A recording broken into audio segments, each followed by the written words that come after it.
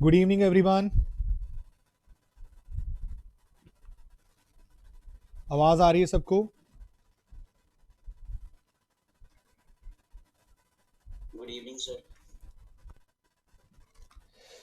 सो आज नया topic start करना है हमें।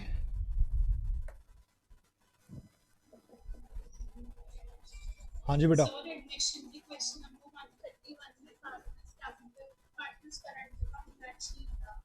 कोई नहीं बेटा, मैं अभी ना फिर आज क्लास के एंड के बाद जो हम देखेंगे ना उस पर डिस्कस कर लेंगे। आपके जो भी एडमिशन के डाउट वगैरह होंगे तो उनको हम एंड पे देख लेंगे एक बार, ठीक है?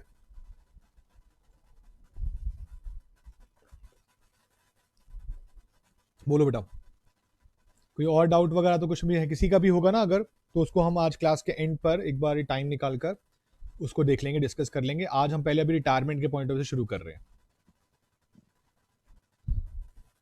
ठीक है?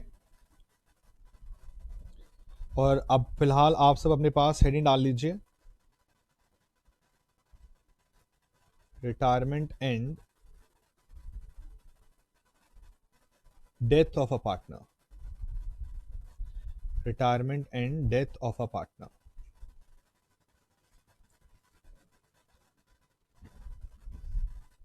लिखिए बेटा, सब अपने पास हेडिंग डाल लीजिएगा पूरी।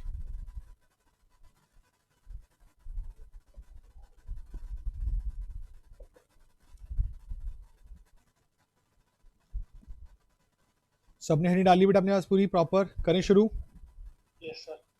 चलिए, लास्ट क्लास तक हमने अपना एडमिशन का टॉपिक खत्म कर दिया था और आज हम बात करने वाले हैं अपना एक नया चैप्टर, नया topic, retirement and death of a partner. और जैसे कि आप देख रहे हो कि ये दो नाम लिखे हुए हैं, तो ये एक्चुअली में चैप्टर दो पार्ट में डिवाइडेड है। पहले तो हम बात करेंगे पार्टनर के रिटायरमेंट के बारे में और फिर हम बात करेंगे पार्टनर के डेथ के बारे में। ये 90% सेम टॉपिक है। हाँ, कुछ सीबीएसई ने जो आपके सिलेबस को रिड्यूस किया गया है उस टॉपिक को हम हटा देंगे अपने पास से, वो टॉपिक हमें नहीं पढ़ने होंगे। तो उनके अकॉर्डिंग मैं हेडिंग लिखवाऊंगा जरूर, लेकिन हम उसको फिर कवर नहीं करेंगे। वो दिस अटेम्प्ट ये एप्लीकेबल नहीं है, ठीक है? सो अपने पास रिटायरमेंट ऑफ पार्टनर और डेथ ऑफ पार्टनर के अकॉर्डिंग हम सबसे पहले जो शुरू कर रहे हैं वो बात कर रहे हैं रिटायरमेंट ऑफ अ पार्टनर की।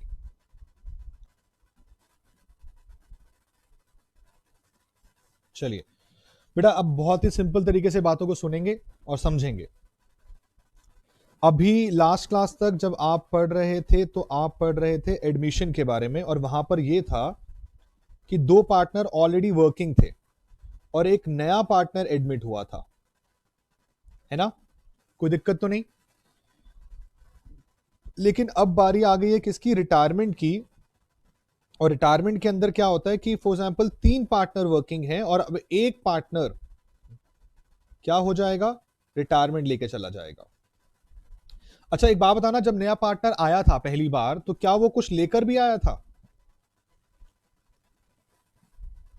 Yes sir. क्या लेकर आया था? Yes sir. Sir capital.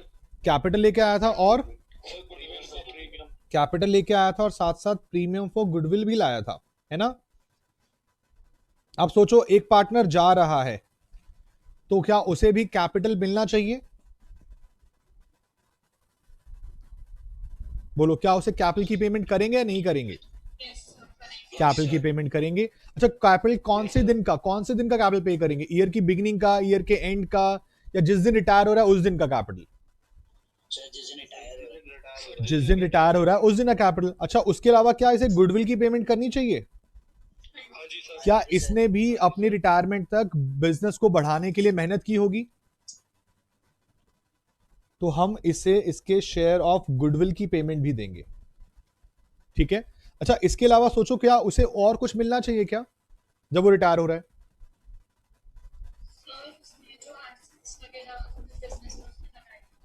बेटा सोचो, बहुत ध्यान सुनना। सान्या बोल रही है कि जो उसने एसेट बिजनेस में लगाए थे, बेटा एसेट के अलावा उसका लायबिलिटी का शेयर भी तो होगा। हाँ जी सर। तो फिर अब ये एसेट माइनस लायबिलिटी के बदले में ही तो कैपिटल मिलता है। एसेट माइनस लायबिलिटी के बदले में ही तो कैपिटल मिलता है। अगर आप बोलते हो जो मेरा एसेट में हिस्सा है, मेरा लायबिलिटी का मेरा शेयर है, तो इसका मतलब आपका कैपिटल का हिस्सा की बात हो रही है। तो कैपिटल के अंदर आपके एसेट लायबिलिटी दोनों कवर हो गए। हाँ, इसके अलावा एक दो चीजें और जो हो सकती हैं वो क्या है कि रिजर्व में कितना शेयर होगा। बात समझ में आई? यानी कि जब पार्टनर रिटायर होकर जाएगा, एक तो हम उसे कैपिटल का बैलेंस देंगे, उसके जितने भी प्रॉफिट्स हैं उसका हिस्सा उसे देंगे, जितना गुडविल का हिस्सा बनता है वो उसे देंगे, उसके अलावा जितने भी रिजर्व्स में उसके हिस्से बनते हैं वो सारे उसे दिए जाएंगे। तो at the time of retirement जितना भी पार्टनर की बिलोंगिंग्स हैं वो सारी की सारी उसे पे की जाएंगी। अगर आपने उसी वक्त पे कर दिया तो फाइनल पेमेंट हो गई, और अगर आपने पे नहीं किया तो फिर आपने उसका फाइनल बैलेंस उसके लोन अकाउंट में ट्रांसफर करना सीखना है। कहां सीखना है बेटा? आपने उसके फाइनल बैलेंस को लोन अकाउंट में ट्रांसफर करने के लिए सीखना है। बोलिए, यहां तक कोई डाउट तो नहीं है? लास्ट पॉइंट बेटा सिंपल सा लास्ट पॉइंट ये है कि जब भी कोई पार्टनर रिटायर होगा तो आप उसकी रिटायरमेंट के वक्त जो जो बिलोंगिंग्स उसकी हैं, कैपिटल, प्रॉफिट, रिजर्व्स, गुडविल, हर वो चीज उसे देंगे जो इसको बिलोंग करती हैं। बोलिए, कोई डाउट तो नहीं यहां तक इस बात से?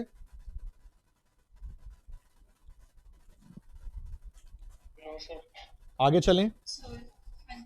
चलिए, तो अब मेरी बातों को बहुत ध्यान से सिंपल तरीके से मैं लिख रहा हूं, आप सिर्फ सुनेंगे, समझेंगे। कोई डाउट होगा तो मुझसे पूछ सकते हैं। बेटा, at the time of retirement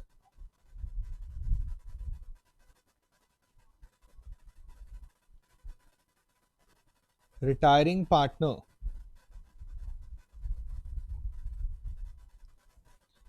will be entitled for following balances, and his capital account will be credited or debited for following. जब रिटायर होगा तो उसका कैपिटल अकाउंट डेबिट या क्रेडिट किया जाएगा इन सब चीजों के लिए। सबसे पहली चीज, his share of capital on the date of retirement. जब उसकी रिटायरमेंट हो रही है उस वक्त पर जो भी कैपिटल है उसका बैलेंस दिया जाएगा। उसके अलावा his share of profits comma reserves on the date of retirement. Retirement के दिन जो भी उसके प्रॉफिट्स हैं, उसके रिजर्व्स हैं, वो सब का बैलेंस उसे दिया जाएगा। His share of goodwill valued on the date of retirement. बड़े बड़े, यहां तक कोई डाउट तो नहीं इस बात से? No sir. Share in revaluation profit on the date of retirement। भाई अगर रिवैल्यूएशन कराया आपने उस वक्त पे तो उस वक्त के जो भी रिवैल्यूएशन प्रॉफिट होगा उसका हिस्सा भी उसे मिलेगा। अच्छा, एक और चीज ध्यान सुनना, अगर मान लीजिए मैं कहता हूं कि ईयर की बिगिनिंग में रिटायरमेंट हुई है, फर्स्ट डे रिटायरमेंट हुई है, तो क्या रिटायरिंग पार्टनर का कैपिटल इस साल यूज हुआ या नहीं हुआ? नहीं हुआ। लेकिन अगर मैं बोलता हूं ड्यूरिंग द ईयर रिटायरमेंट हुई है, 2 महीने के बाद, 3 महीने के बाद, 4 महीने के बाद, तो क्या रिटायरिंग पार्टनर का कैपिटल यूज हुआ या नहीं हुआ? Yes sir. अगर यूज हुआ है तो उसके ऊपर हमें क्या चीज पे करनी पड़ सकती है? Interest on capital.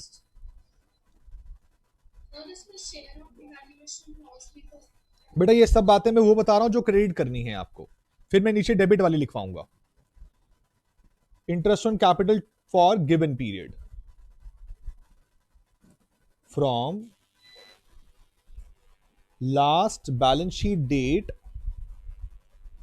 Up to retirement date. बोलिए, कोई डाउट तो नहीं इस बात से? ये पॉइंट क्लियर है?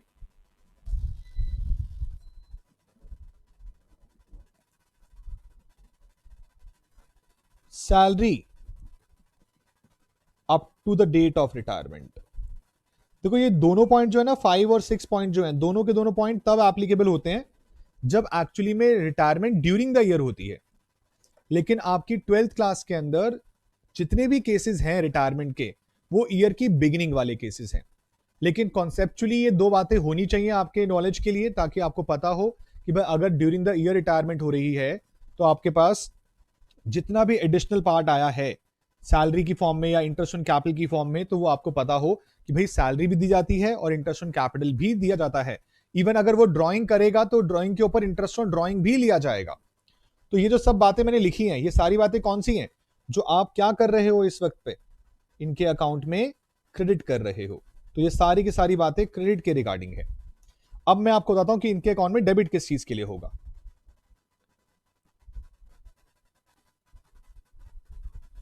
Retiring partner capital account will be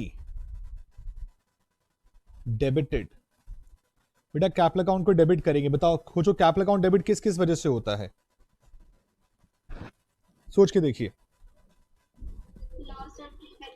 yes, share in, मैं पहले रिवैल्यूएशन से पहले नॉर्मल लिखवाता हूं, share in losses and fictitious assets. उसके अलावा शेयर इन रिवैल्यूएशन लॉसेस। उसके अलावा ड्रॉइंग्स अमाउंट, उस ड्राइंग के ऊपर क्या चार्ज किया जा सकता है, इंटरेस्ट ऑन ड्राइंग्स। उसके अलावा यहां पर बेटा जो ओल्ड गुडविल, याद है आपको ओल्ड गुडविल, ओल्ड गुडविल अगर रिटर्न ऑफ की जाएगी तो वो भी पार्टनर्स कैपिटल अकाउंट में डेबिट की जाती है। तो ये सारी चीजें हैं जो हमें पार्टनर से लेनी भी होती हैं।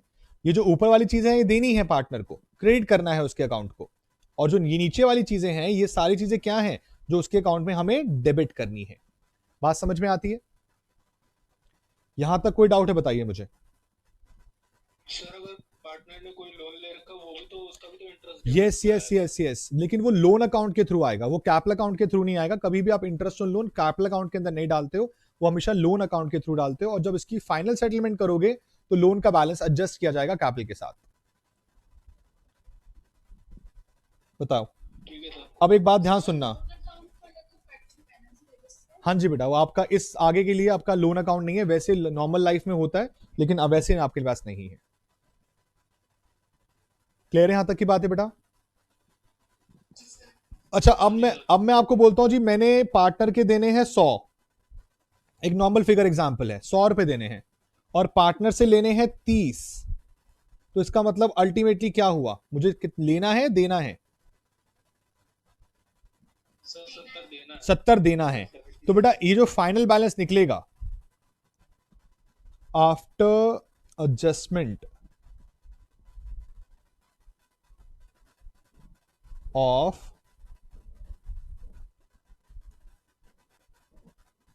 above all transaction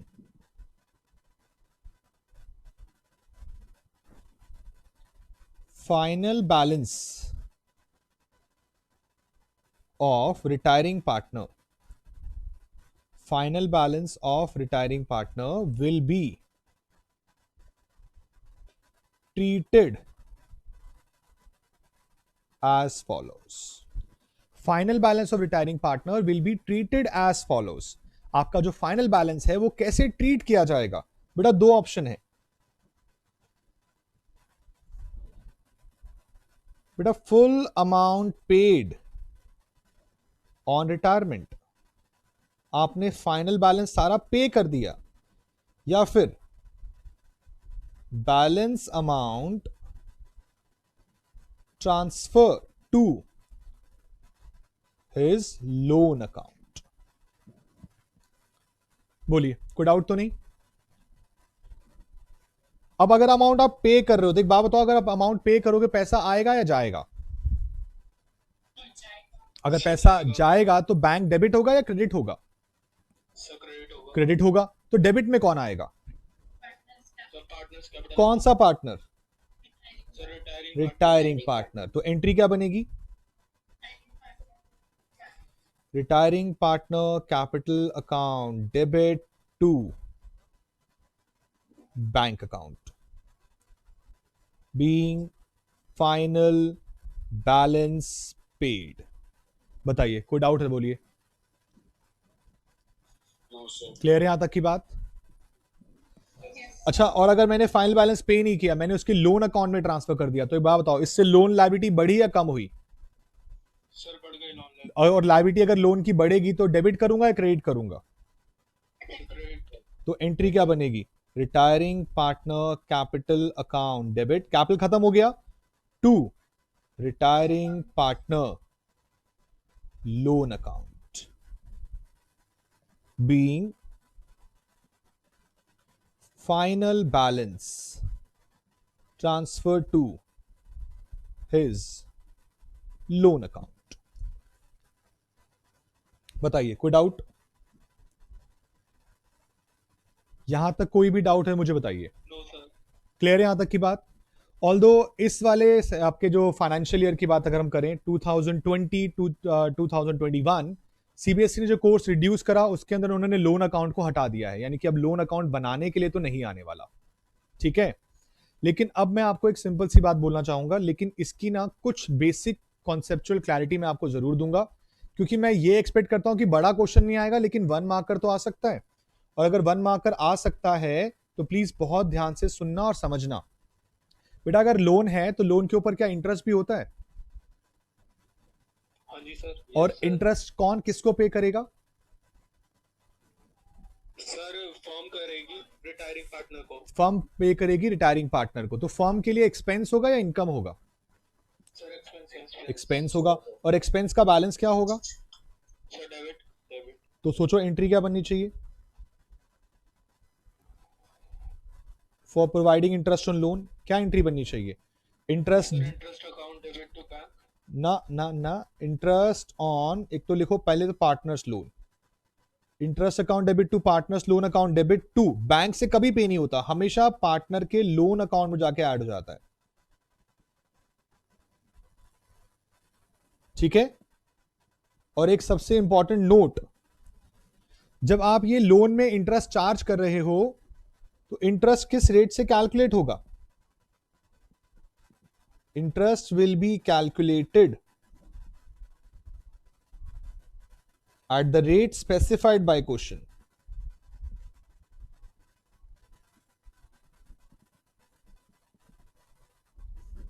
If question is silent, question ने कुछ नहीं बताया, then interest will be provided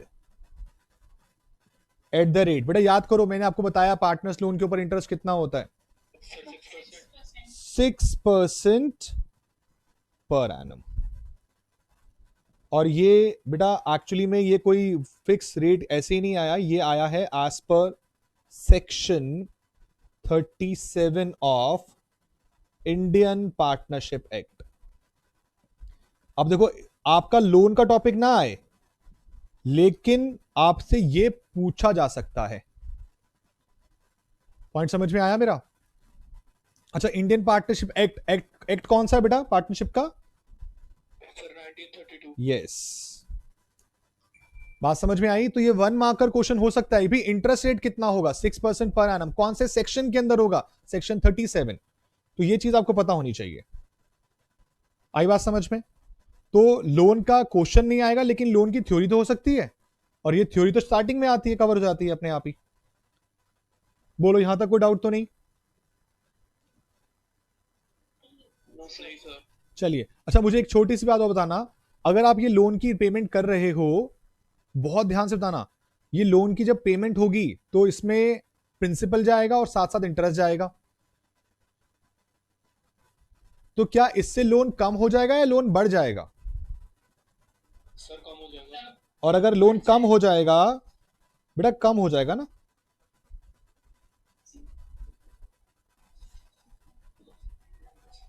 तो बेटा एक बात बताओ, लोन को क्रेडिट करोगे या डेबिट करोगे इससे? सर डेबिट हो। और डेबिट के साथ साथ एक बात बताना, इससे बैंक का बैलेंस क्या होगा? Sir decrease. तो उसे क्या करना चाहिए?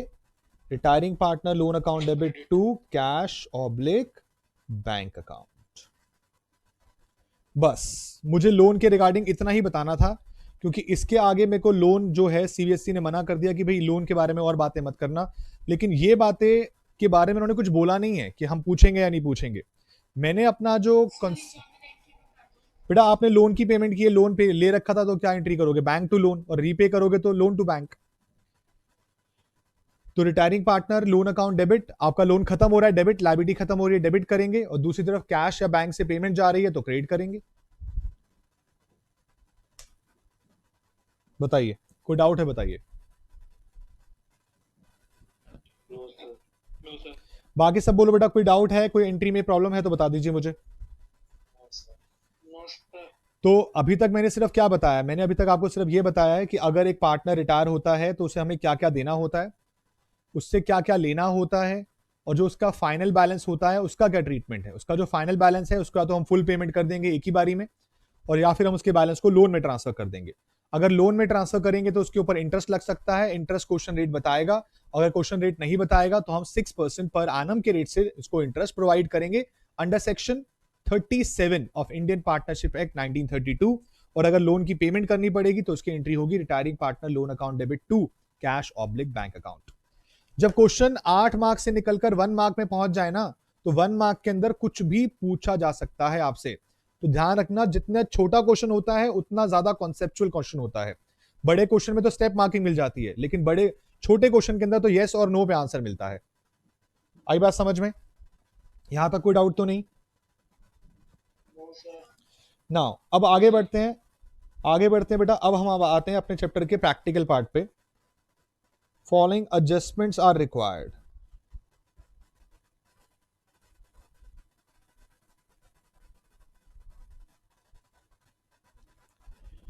at a time of retirement।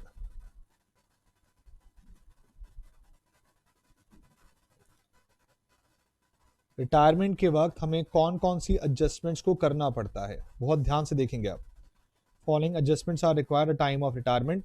बेटा सबसे पहला काम आपको डिटरमाइन करनी होगी क्या चीज? New profit sharing ratio. क्या आपने एडमिशन के वक्त भी ऐसा ही कुछ किया था? जब एक पार्टनर एडमिट हुआ था तो आप सबसे पहले क्या कर रहे थे? सबसे पहले उनकी न्यू रेशियो निकाल रहे थे, क्योंकि एक पार्टनर आया था। और अब एक पार्टनर जा रहा है तो उसके जाने के बाद जो रेशियो बची है आपको वो निकालनी पड़ेगी। अच्छा, एडमिशन के वक्त पे एक और रेशियो भी निकाली थी, कौन सी रेशियो निकाली थी? Sacrificing ratio. पता है यहां पे क्या निकालेंगे?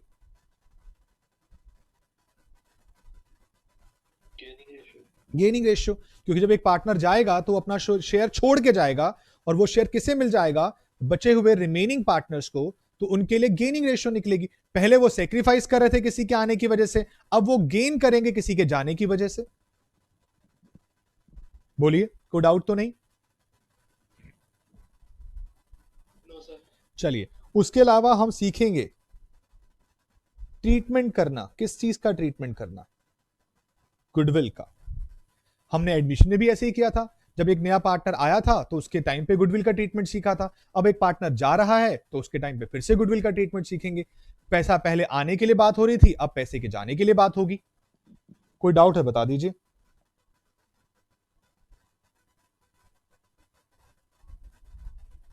आपको फिर से ट्रीटमेंट करना होगा किसका? एक्यूमुलेटेड प्रॉफिट्स का, कॉमा रिजर्व्स का, लॉसेस का, और किसका? फिक्टिशियस एसेट्स का।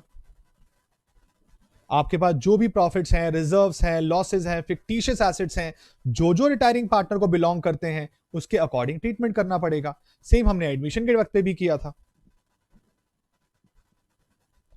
फोर्थ पॉइंट, आपको ट्रीटमेंट करना होगा किस चीज का? फिर से वही चीज जो आपने वहां पे भी लिखी थी, revaluation of assets and reassessment of liabilities.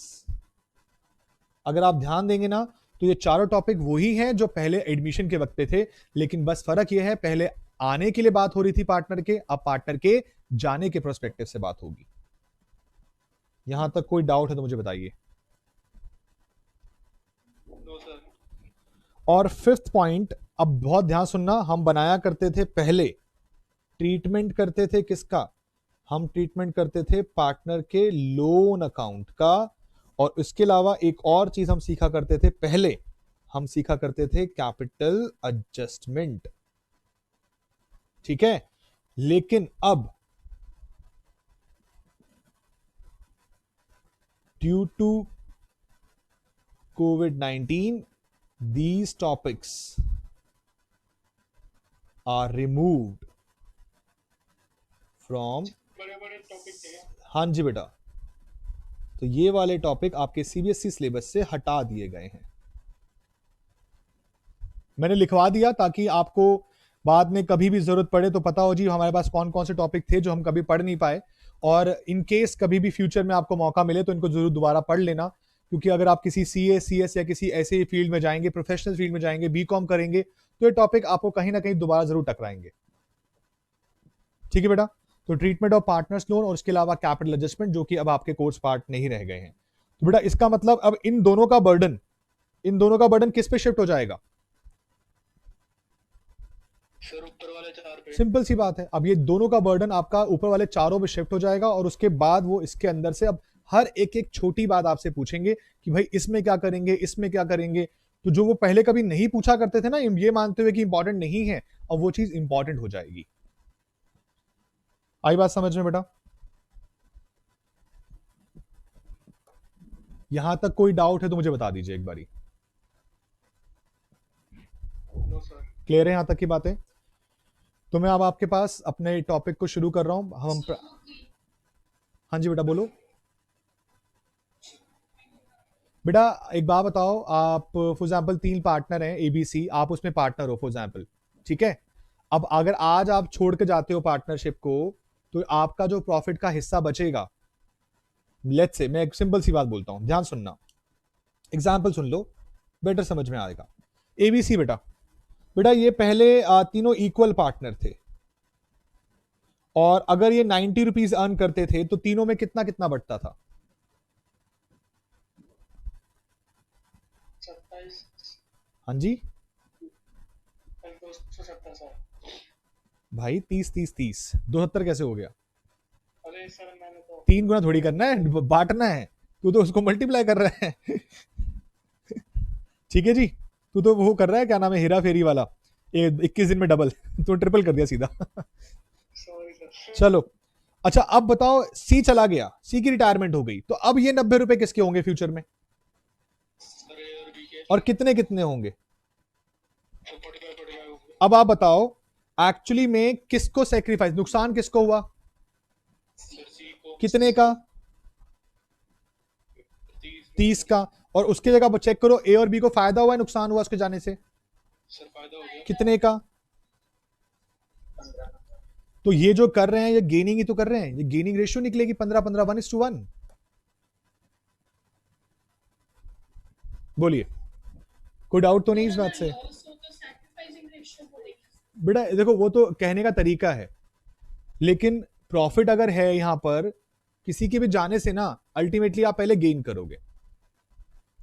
बात समझ में आ रही है? हाँ हो सकता है इंडिविजुअली आपको सेक्रीफाइस हो जाए, लेकिन आप यहां पर प्रॉफिट, तो मैंने एग्जांपल रखा है, अल्टीमेटली आपका जो 1/3 हिस्सा था, ये वाला 1/3 हिस्सा था, ये इन दोनों में ही बंटना है, अल्टीमेट ये पॉइंट है। ठीक है बेटा, यहां तक कोई डाउट तो नहीं? किसी और को बेटा कोई डाउट है मुझसे पूछ लो, वरना फिर मैं प्रैक्टिकल टॉपिक शुरू करूंगा फिर। अब क्लियर है सर। क्लियर है यहां तक की बातें? चलिए तो प्लीज यहां ध्यान से देखेंगे। अब आप कोई डाउट आया है शायद? क्लियर है। चलिए तो अब हमारे पास अगला पॉइंट आता है हमारी पहली एडजस्टमेंट का, और हमारी पहली एडजस्टमेंट हमसे कहती है क्या निकालने के लिए, कि आप डिटरमाइन करिए न्यू प्रॉफिट शेयरिंग रेशियो। आप क्या डिटरमाइन करेंगे बेटा? New profit sharing ratio. अब मैं चाहूंगा कि आप अपनी कॉपी में लिखेंगे यहां से, और ये देखो कौन सा पेज है आपके पास, 4th पेज, यानी कि मैंने आपको 4 पेज लिखवा दिए, आप 4 पेज छोड़कर अपने पास ये हेडिंग डाल लीजिए, 4 पेज छोड़कर हेडिंग डाल लीजिए अपने पास जल्दी से।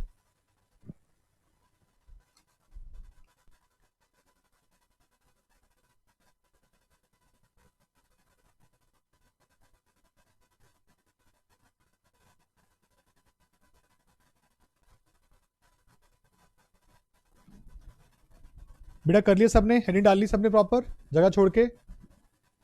हाँ जी सर। करें शुरू? तो बेटा अब डिटरमाइन करेंगे न्यू प्रॉफिट शेयरिंग रेशियो, और हमारे पास इसका केस 1 है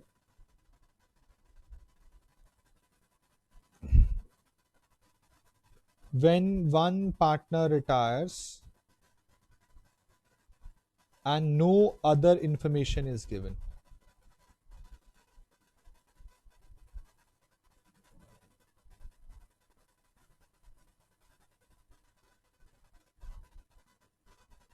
कोई एक पार्टनर रिटायर हुआ और इसके अलावा हमारे पास कोई इंफॉर्मेशन है ही नहीं, सिर्फ इतनी ही इंफॉर्मेशन है कि आपका एक पार्टनर जा रहा है और कोई इंफॉर्मेशन क्वेश्चन बोल ही नहीं रहा है। अब बहुत ध्यान से देखना, बहुत ही सिंपल आसान केस है बेटा। 3 पार्टनर थे एबीसी, उनकी ओल्ड प्रॉफिट शेयरिंग रेशियो क्या थी? 3:1।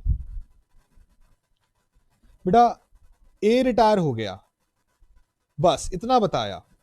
तो बताओ ए के रिटायर होने के बाद कौन बचा? सर बी और सी। बी और सी। तो बेटा आगे फ्यूचर में कौन काम करने वाले हैं? बी और सी।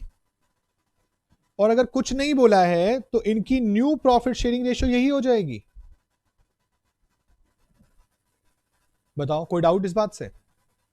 इससे सिंपल क्या हो सकता है कि अगर एक पार्टनर गया तो जो बच गया उन्हीं की न्यू रेशियो बन जाती है। बोलिए कोई doubt? No sir, no sir.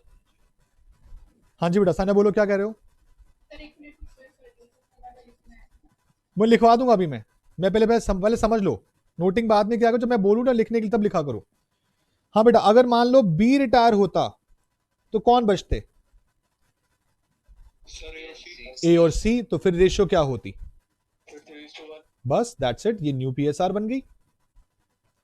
और जैसे ही एक और एग्जांपल ले लीजिए बेटा, सी रिटायर होता तो कौन बचते? तो रेशियो क्या बच जाती? 3:2, ये न्यू प्रॉफिट शेयरिंग रेशियो हो जाती। कोई डाउट है बताइए? No sir. बात समझ में आ गई? हाँ जी सर। चलो मैं आपको एक और एग्जांपल देता हूं। मुझे बताओ गेनिंग रेशियो का फॉर्मूला क्या था? आपको याद है गेनिंग रेशियो?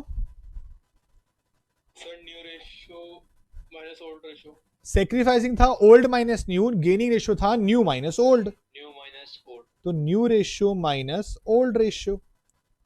अब बताओ बहुत ध्यान से बेटा, गेन कौन करेगा? मैं फॉर एग्जांपल मैं बोलता हूं ए रिटायर हुआ है, तो बताओ गेन कौन करेगा? बी और सी। तो बेटा बी का चेक करना, न्यू शेयर क्या था ए के जाने के बाद?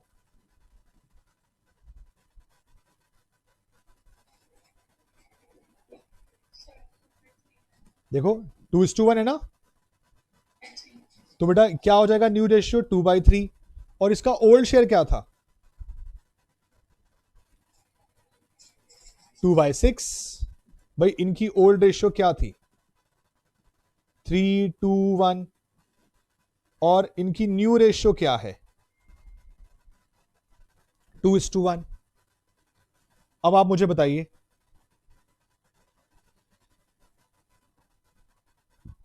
एलसीएम ले लिया, 4 - 2 कितना हो गया? 2/6। और सी की अगर बात करूं तो 1/3 माइनस 1/6। ये लीजिए 2 - 1 कितना आ गया? 1/6। क्या लगता है गेनिंग रेशियो क्या आ रही है? सर 2:1। और गेनिंग रेशियो और कौन सी रेशियो सेम निकल रही है? Sir new ratio. यानी कि इस वाले केस के अंदर जो आपकी न्यू रेशियो है वही आपकी गेनिंग रेशियो भी है।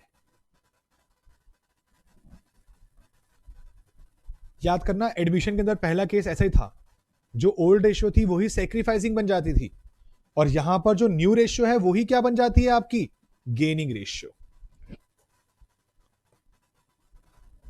बट ये ऐसा इसी केस में होगा, हर केस में नहीं होगा ये वाला।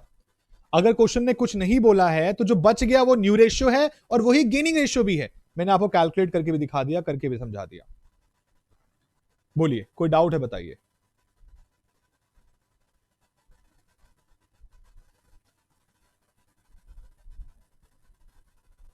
सर एक टाइम पे 2 पार्टनर्स भी लीव कर सकते हैं। हाँ जी बेटा, लेकिन अगर एक ही बचेगा तो फिर इसका मतलब पार्टनरशिप फर्म बंद हो गई है। उसके लिए 4 पार्टनर्स का होना जरूरी है कि 2 निकल जाएं तो कम से कम 2 तो बचें। अगर एक बचेगा तो फिर पार्टनरशिप ही नहीं बची ना। बोलो बेटा, कोई डाउट इस बात से या नोटिंग करोगे पहले?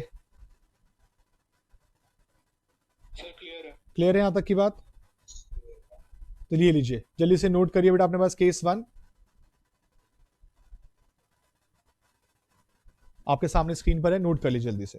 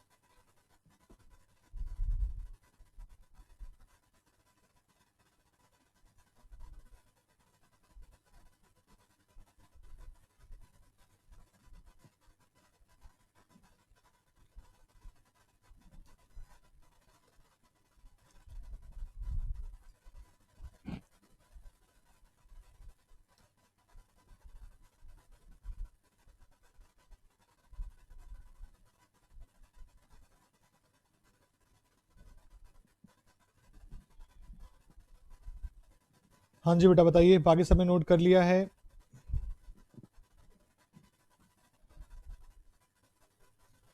क्या नोटिंग हो चुकी है सबकी बेटा?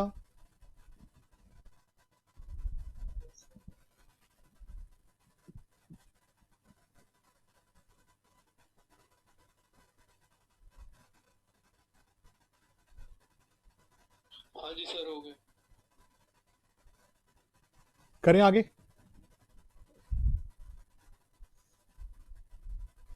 हाँ जी सर।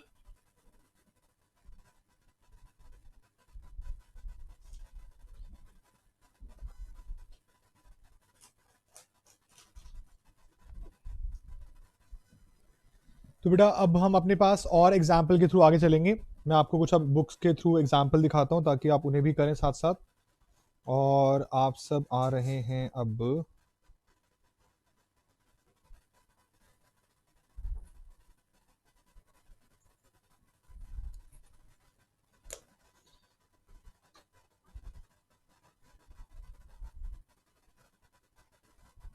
ये लीजिए बेटा,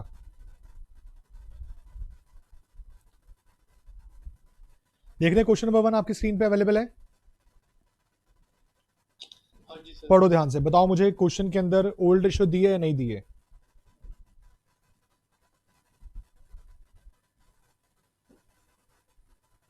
हाँ जी सर, ओल्ड रेशियो गिवन है। सर गिवन है। क्या बेटा ओल्ड रेशियो 1/2, 2/5 और 1/10, ये कुछ डिफरेंट तरह की रेशियो नहीं दी हुई? हाँ जी सर। तो क्या हमें इसको पहले कॉमन कर लेना चाहिए? कॉमन कैसे करेंगे इसे? सर एलसीएम ले लेंगे सबका। एलसीएम लेके। इनका एलसीएम लेकर इसका अगर मैं तीनों का बेस कॉमन कर दूं, देखो एक बताओ तीनों में बेस कॉमन क्या है? सर 10। 10, क्योंकि 10 ही ऐसा है जो हाईएस्ट होगा और इसको सबको 10 तक पहुंचाना मेरे लिए आसान होगा, है ना? तो मैं इन सबको क्या करूंगा, 10 तक पहुंचाऊंगा और उसके बाद एक रेशियो बन जाएगी। उसके बाद फिर मैं इसका चेक करूंगा। बेटा कुछ रिटायर कौन हुआ है? सी रिटायर हुआ है। तो ध्यान से देखो बेटा, क्वेश्चन नंबर 1 हमारे पास ए बी और सी। बेटा बाकी सब ध्यान देना, 1/2 और क्या क्या लिखा है, 2/5 और क्या लिखा है, 1/10, ये है। तो बेटा मुझे बताओ ए में ऐसा क्या करूं जिससे 10 बन जाए? सर 5 से मल्टीप्लाई, 5 से डिवाइड। बी में ऐसा क्या करूं कि 10 बन जाए? सर 2 से मल्टीप्लाई, 2 से डिवाइड। और सी तो ऑलरेडी 10 की फॉर्म में है, तो ये हो गया 5/10, ये हो गया 4/10, ये हो गया 1/10। तो बेटा मेरी रेशियो एक्चुअली में क्या है, 5, 4, 1। ये मेरी एक्चुअल करेक्ट सही तरह से निकाली गई ओल्ड रेशियो है। Yes sir. कोई डाउट तो नहीं? और बेटा इन केस अगर सी रिटायर हो जाता है तो बेटा मेरी ए और बी की न्यू रेशियो क्या होगी? This is my new ratio. और एक और चीज बता दो बेटा, मेरी गेनिंग रेशियो क्या होगी? क्वेश्चन ने ऑल दो मांगी नहीं है, 5:4। बट मेरी गेनिंग रेशियो भी 5:4 ही होने वाली है। कोई डाउट है बताइए? क्लियर है बेटा? लीजिए जल्दी से नोट कर लीजिए, एक बारी जल्दी से नोट करेंगे।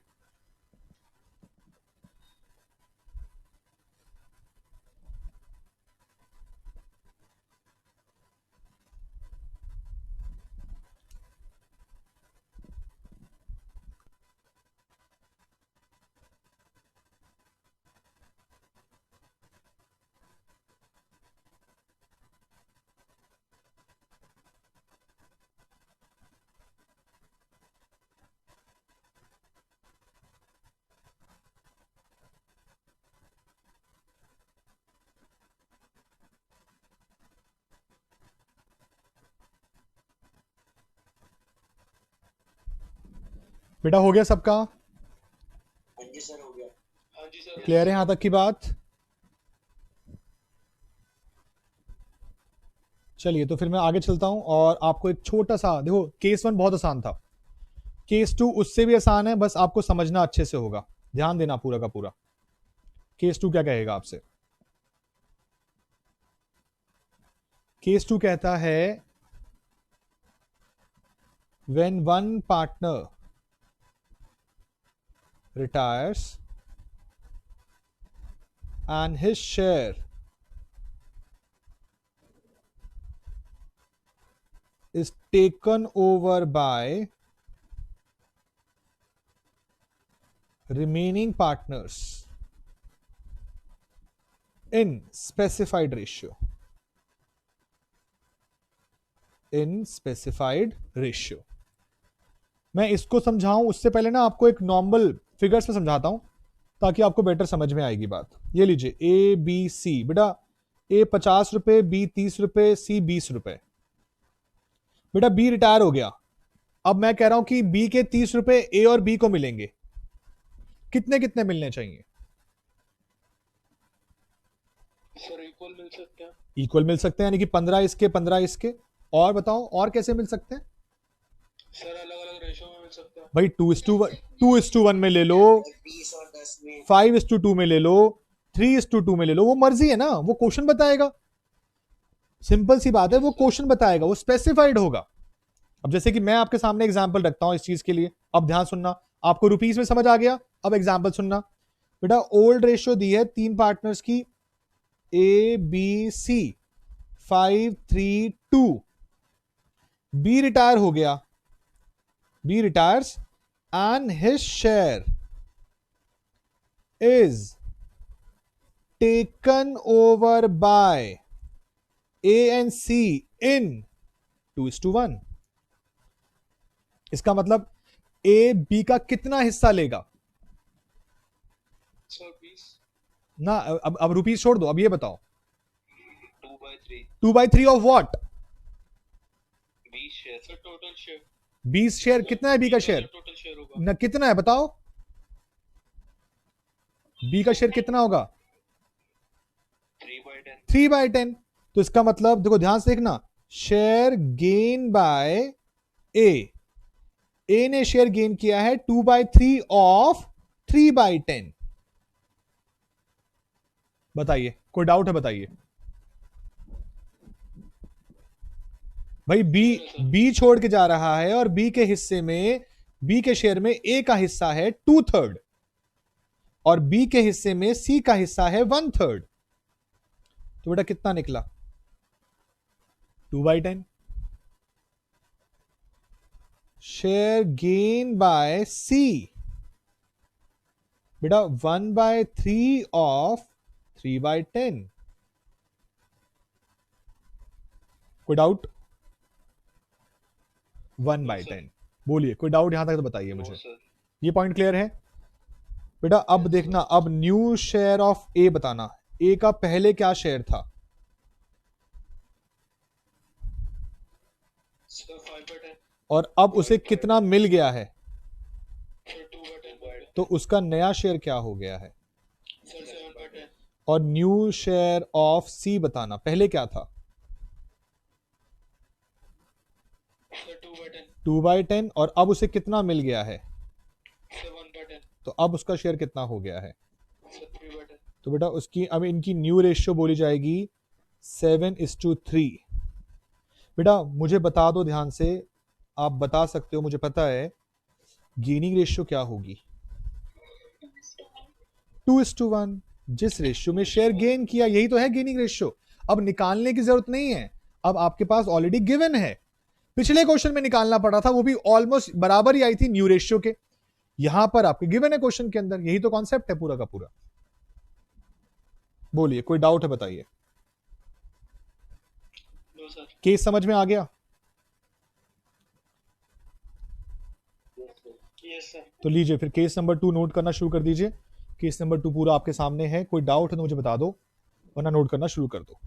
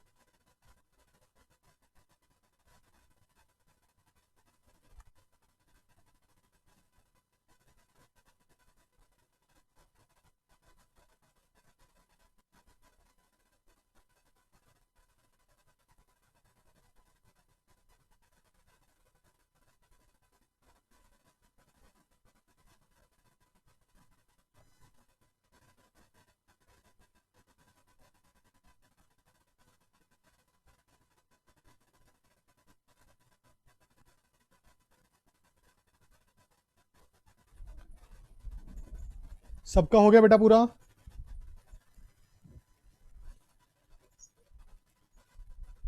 Yes sir.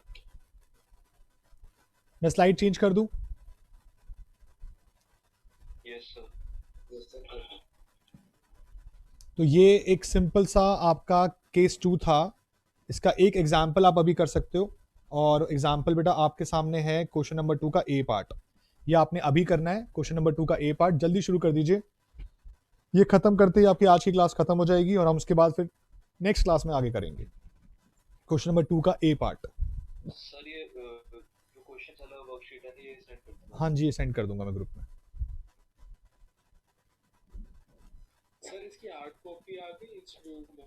रिटायरमेंट की अभी नहीं आई है बेटा, क्योंकि अब थोड़ा चेंज करना पड़ेगा, क्योंकि कोर्स में अब चेंजेस आए, तो अकॉर्डिंगली फिर हटाने के बाद भेजूंगा मैं अब।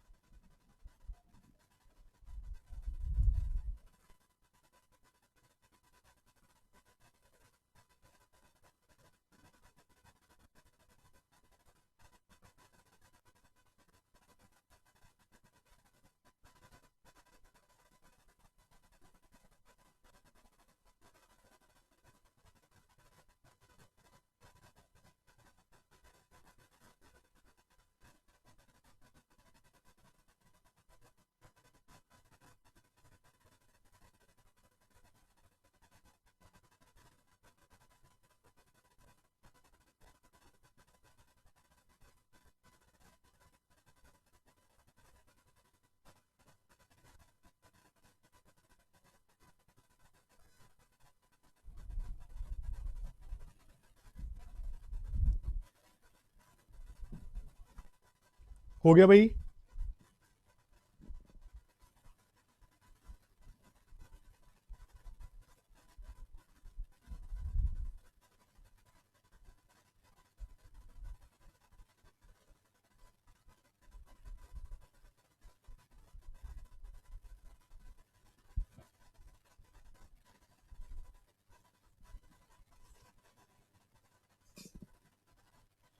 रश्मि का हो चुका है, एंट्री का भी हो चुका है आई गेस, नहीं एंट्री का नहीं, रश्मि का हो चुका है। हाँ जी बेटा, बाकी सबने करा नहीं करा अब तक?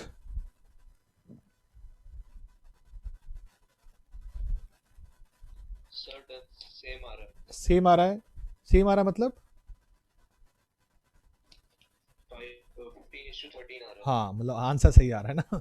सेम हो जाएगा, लास्ट वाला बोल रहे हो 5:4 ही आ गया। वो मैं सर हाँ जी, सबने कर लिया बेटा? ओल्ड रेशो क्या थी इस वाले क्वेश्चन के अंदर?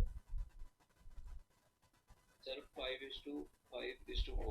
554। पार्टनर्स के नाम क्या थे? शिव, मोहन, हरि। शिव, मोहन, हरि। बेटा कौन रिटायर होके गया है? सर मोहन। मोहन रिटायर हुआ है। सर मोहन मोहन के रिटायर होने से अब उसका, मोहन का शेयर कितना था? 5/14। तो उसका शेयर किसने गेन किया बेटा?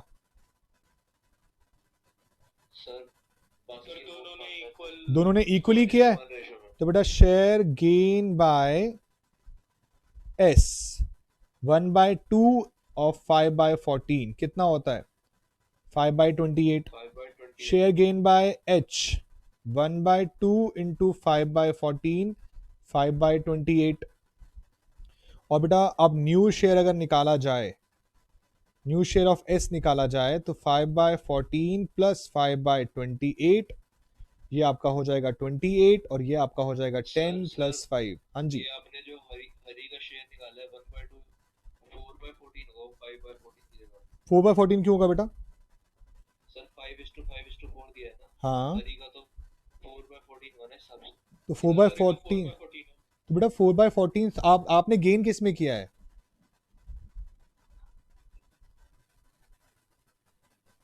बोलिए, आपने गेन किस में किया है? सर ये मैं यहाँ पे कह रहा हूँ, हरी इक्वल टू हाफ इनटू 5/14 लिखा है ना आपने।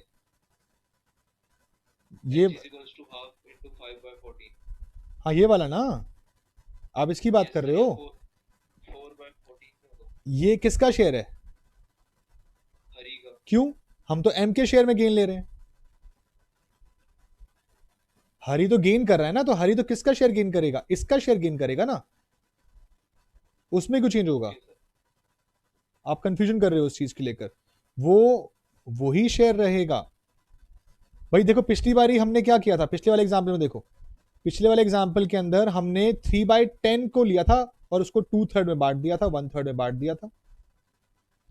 तो वो 3/10 तो कॉमन रहेगा ना, यहाँ पे 5/14 कॉमन रहेगा।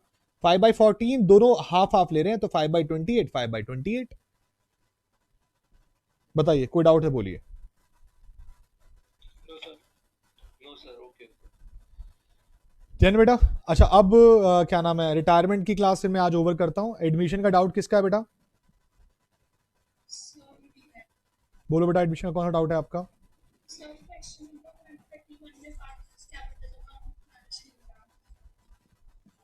131 में?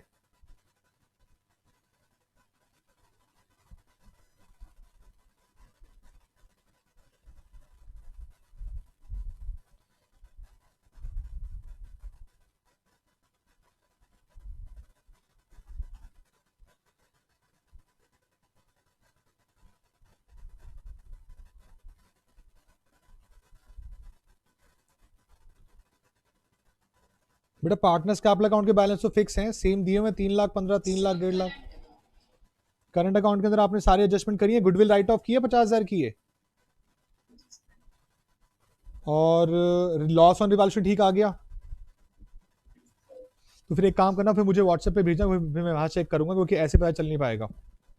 ठीक है, आप मुझे व्हाट्सएप कर देना। ठीक है जी। तो बेटा नेक्स्ट क्लास मिलेंगे। आपका सुन लो एक बार, रिटायरमेंट का होमवर्क क्या है।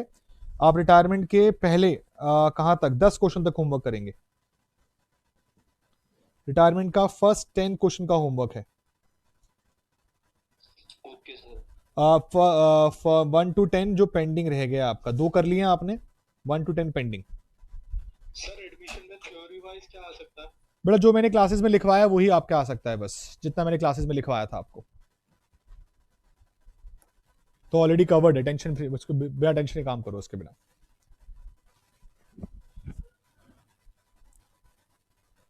बोलो जी, कोई और डाउट?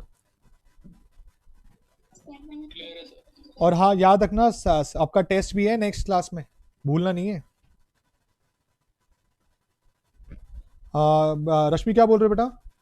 क्वेश्चन नंबर 111 की एक एडजस्टमेंट। 111 की? Yes sir. एक सेकेंड। तो बाकी सब भाई टेस्ट है, याद रखना, उस दिन भूलना नहीं है। और क्लास अगर मिस करी तो नेक्स्ट क्लास में एंट्री नहीं मिलूंगी, मिलेगी बिल्कुल भी, ये बात ध्यान रखना। तो रिटायरमेंट वाली क्लास का ओवर है, जिसको जाना जा सकता है। हम नेक्स्ट क्लास में अपना एडमिशन का क्या नाम, रिटायरमेंट को आगे कंटिन्यू करेंगे, ठीक है।